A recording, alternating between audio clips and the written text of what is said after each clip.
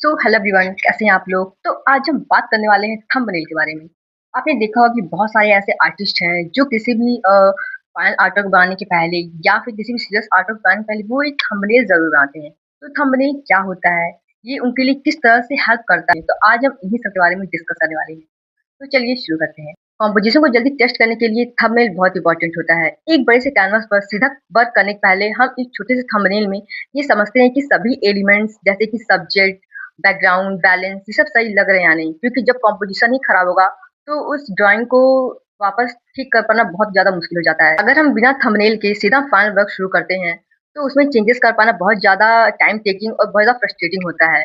Thumbnail में क्या होता है कि हम किसी भी गलती को बहुत ही इजीली हम सही कर पाते हैं, जबकि फाइनल आर्ट वर्क में हम गलतियों को वापस सही नहीं कर सकते हैं, क्योंकि उसमें ऐसा कोई ऑप्शन नहीं होता है कि हम फिर से अपनी उन सभी मिस्टेक्स को सही कर पाएं।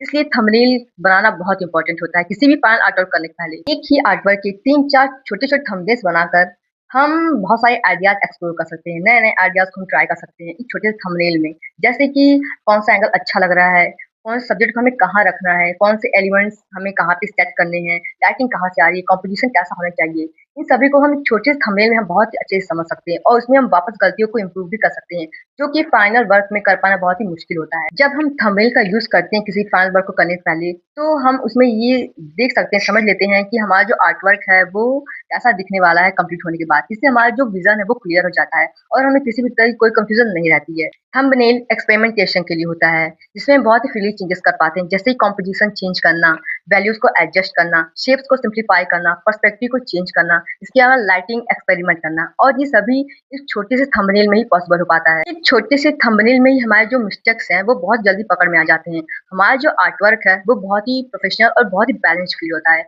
हम अंदर से भी बहुत जो है कि कॉन्फिडेंट फील करते हैं, क्योंकि हमें पता होता है कि हम क्या बना रहे हैं।